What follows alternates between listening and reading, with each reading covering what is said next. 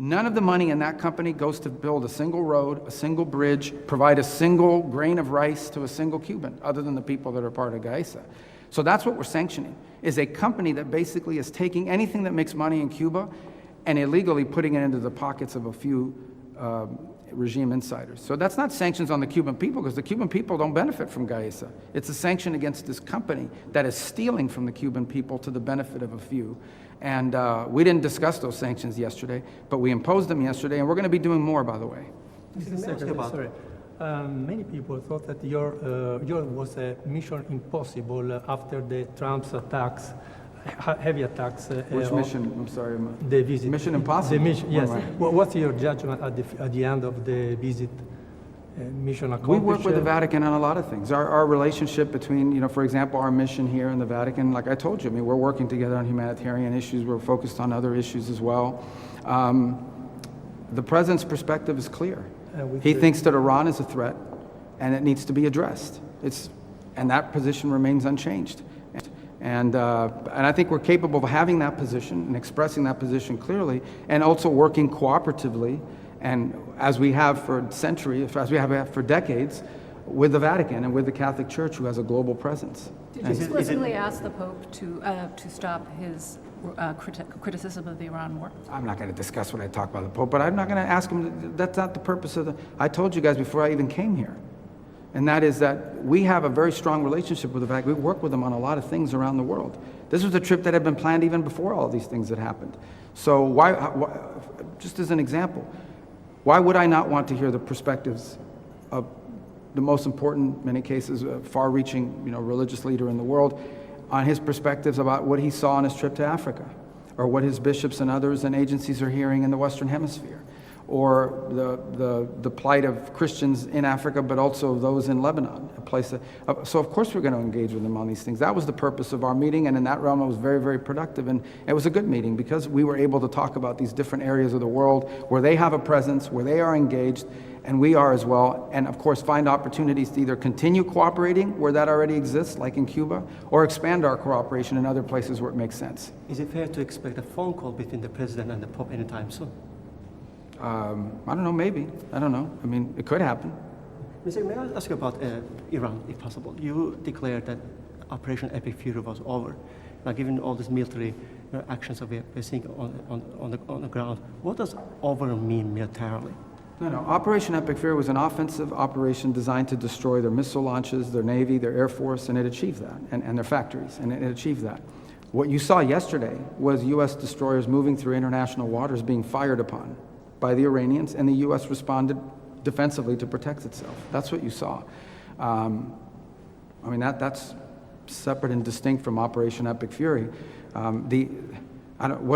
If you fire a drone or a missile at our destroyer, what are we supposed to do? Let it hit it? We have to respond to it. We have to knock down the missile, and we have to knock out whatever it is that launched that missile. The alternative is to let it sink one of our ships. That's crazy. So of course we responded to it. Well, yes, but the point is, if there's not much seizing in the firing, because we've well, you should ask that of the Iranians. Don't ask me. We didn't fire. They fired on us. My point is, if you fire at a U.S. Navy ship, what are we supposed to do? Say, oh, there's a ceasefire. We're not going to shoot down your drone. That's a stupid question. That's a stupid position to take. Of course we fired back at them. They were shooting at us. That's what I would expect to do. Only stupid countries don't shoot back when you're shot at, and we're not a stupid country. Do you expect that or have you conveyed any red lines to Iran where, if the ceasefire or whatever you call it, if they cross the red line is clear. lines, If they threaten Americans, they're going to get blown up. That's how much clearer can you be than that?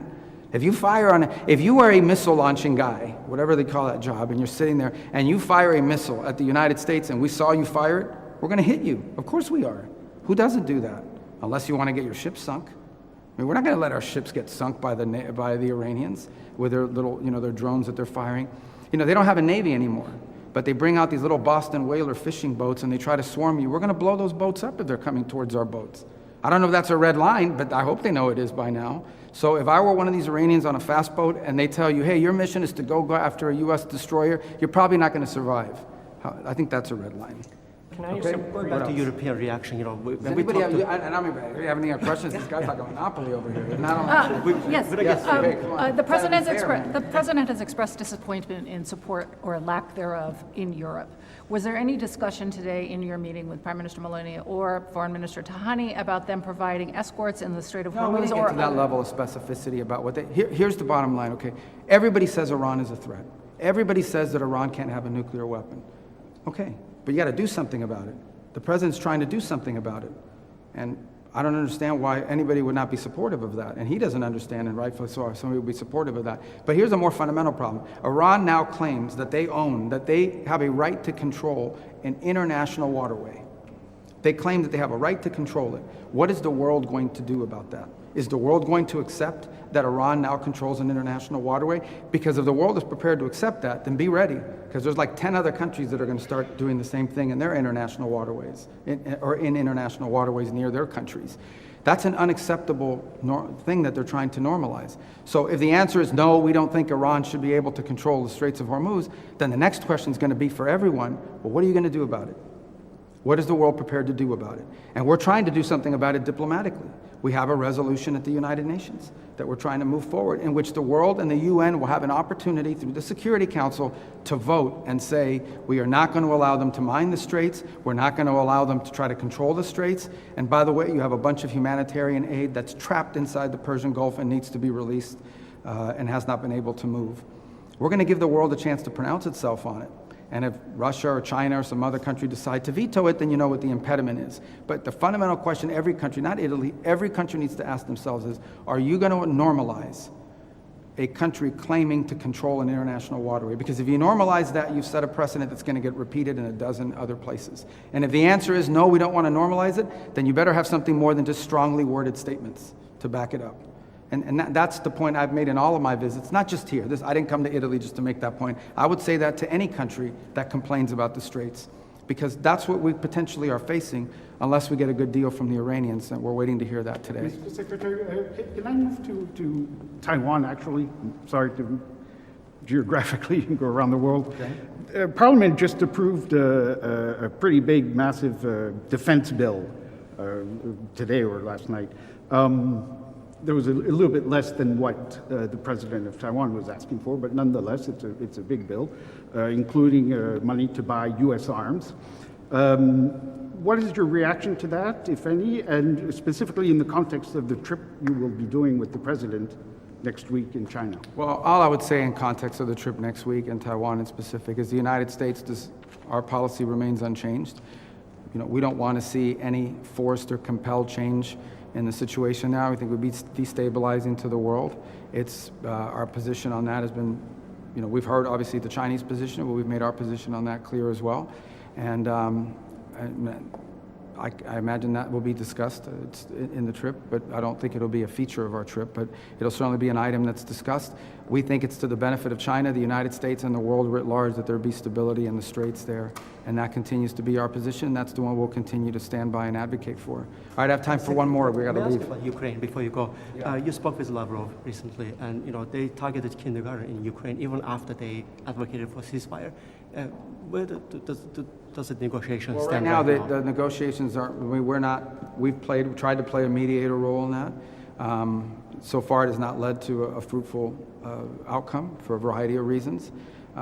We remain prepared to play that role if it can be productive. We don't want to waste our time and invest time and energy into an effort that's not moving forward. But if we see an opportunity to act as a mediator that brings both sides closer to a peace deal, we'd like to see it. Our position at the end of the day is that this war is a tragedy.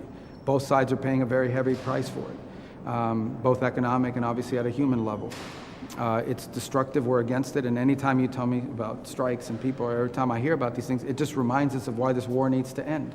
And while we're prepared to play whatever role we can to bring it to a peaceful diplomatic resolution, unfortunately, right now those efforts have stagnated, but we always stand ready if those circumstances change. Can I just Okay, ask guys, one on yeah, and then I got to Africa? go, and I apologize. One on Africa. I mean, the president committed last year to personally intervening to help try to end the war in Sudan. Mm-hmm. The Pope, in one of his addresses, called this one of the world's greatest tragedies.